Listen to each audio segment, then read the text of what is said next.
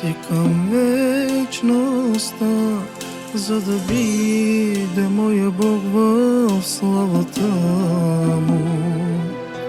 Но в тежки дни губя бързо вярата и не знам изобщо как ще продължа. Но Той показва милостта си всеки път, със славата си ме крепи и ме покрива с духът си. На Него аз изказвам всичко, знам, че всеки път ме слуша и разбира неизказаните думи на моя Бог. Аз казвам всичко без да крия, с вяра и доверие, без страх. Аз знам, че Той ще дойде на мига на моя Бог. Аз казвам всичко без да крия,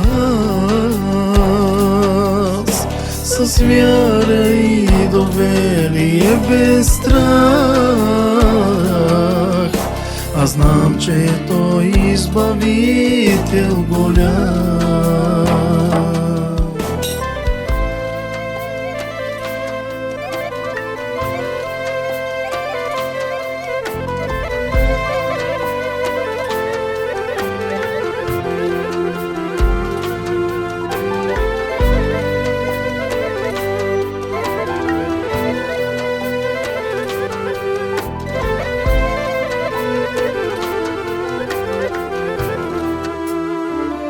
Идва пак гласа, който казва ми сега, че няма смисъл да се моля да продължа, че изоставен съм от небесния ми баща и няма вече да погледна грешника.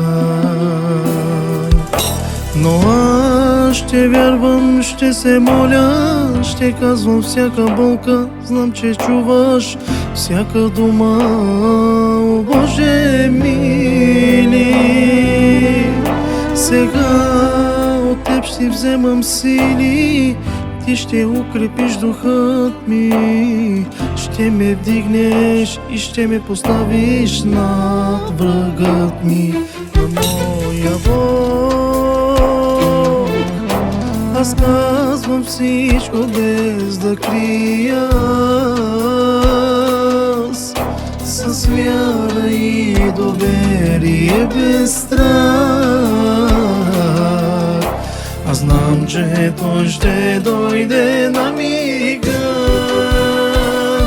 на моя Бог. Аз казвам всичко без да крия,